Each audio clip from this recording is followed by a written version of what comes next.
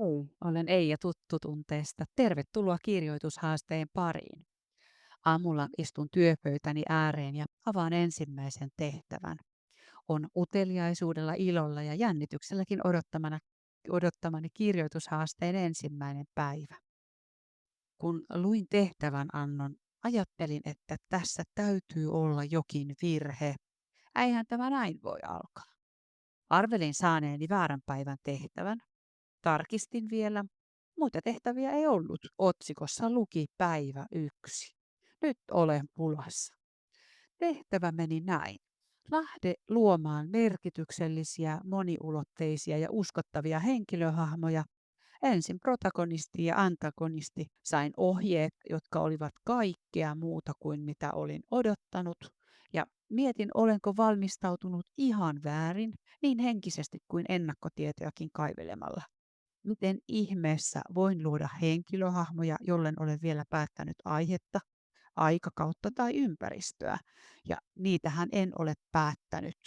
Minulla kun ei ollut mitään semmoista valmista suunnitelmaa, että okei, nyt kirjoitan kirjan siitä ja siitä. Katselin ennakkoon tietoja myös erilaisista tarinan kaavoista ja ajattelin, että niistäkin tulee tässä alussa heti jotain juttua. Ja muutaman mietintätuokion ja kahvikupillisen jälkeen, vaikka en tavoita näiden ohjeiden laatijan ajatusta, niin perustelu sille, miksi jatkan. Olen sitoutunut tähän 30 päivän kirjoitushaasteeseen. Itsekuria sekä uteliaisuutta löytyy kyllä sen verran, että tämä on mitä todennäköisemmin toteutettavissa. Koska ohjeiden laatija oletettavasti minua paremmin tietää, mistä puhuu. Siis ihan varmasti tietää minua paremmin, mistä puhuu, niin hänen ohjeensa ovat kokeilemisen arvoiset. Olisihan se aika hieno juttu saada kirjan luonnos aikaiseksi. Päivän ohjeissa sanottiin, että luo merkityksellisiä, moniulotteisia ja uskottavia henkilöhahmoja. Ensin protagonisti ja antagonisti, eli päähenkilö ja toinen päähenkilö. Tee heistä ensin henkilökortti, josta käy ilmi nimen lisäksi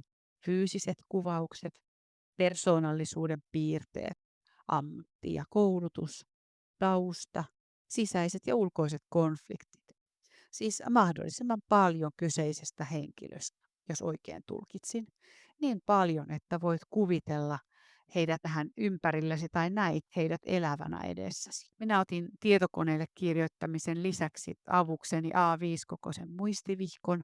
Se kun kulkee helposti mukana myös kodin ulkopuolella. Arvelen, että ihmisistä, joiden näin liikkuvan kaupungilla tai vaikka lenkkipoluilla tai keskustelevan tai jotain sieltä keskustelujen sävystä tai sisällöstä on semmoista, että tulee niitä elämyksiä, joita haluan kirjata muistiin, muistaa jossakin oman tarinani kohdassa. Tarvitsen jokaisesta henkilöstä, jonka hahmottelen henkilökortin, oikeasti muistan, minkälainen tämä tyyppi on ja mitä se ajattelee ja miten se mielellään toimii ja mitkä on se heikot kohdat.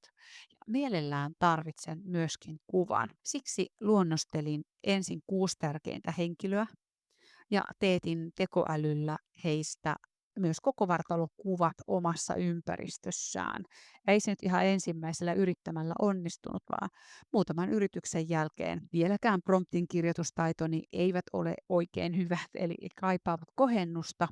En saanut kuvista tyylillisesti ihan sellaisia kuin halusin, mutta ne kertovat kuitenkin henkilön tarinaa ja sitä ympäristön tarinaa niin paljon, että muistuttavat minua monesta oleellisesta asiasta ja auttavat sitten sen kokonaisuuden hahmottamista. Vähemmän tärkeistä henkilöistä, niistä sivuhenkilöistä kirjoittanen jatkossa myöskin omat henkilökortit, mutta niihin vähemmän tietoa kuin päähenkilöihin. Mahdollisesti kokeilen tehdä heistäkin kuvat. Näiltä päähenkilöiltä jäi tänään kyllä se sisäinen ja ulkoinen konflikti, niin kuin sen kunnollinen kuvaileminen kesken, että en ihan päässyt niihin kiinni.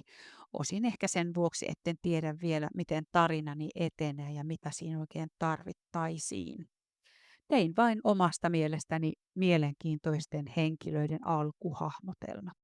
Ja tässä vaiheessa tyydyn siihen. Tiedän, että heidän hahmonsa tarkentuvat sitä mukaan, kuin kirjan idea ja juonet alkavat hahmottua minulle. Toivon, että alkaa. Lisämateriaalia mitä jouduin itsellenikin etsimään, niin on tuolla videon kuvauksessa ja pidän raapustellaan ilmauksesta, koska se kuvaa hyvin sitä ääntä, mikä lähti 50 vuotta sitten aidosta metallikärkisestä mustekynästä, jolla eräs opettaja meitä ala-asteella ohjasi kaunokirjoittamaan.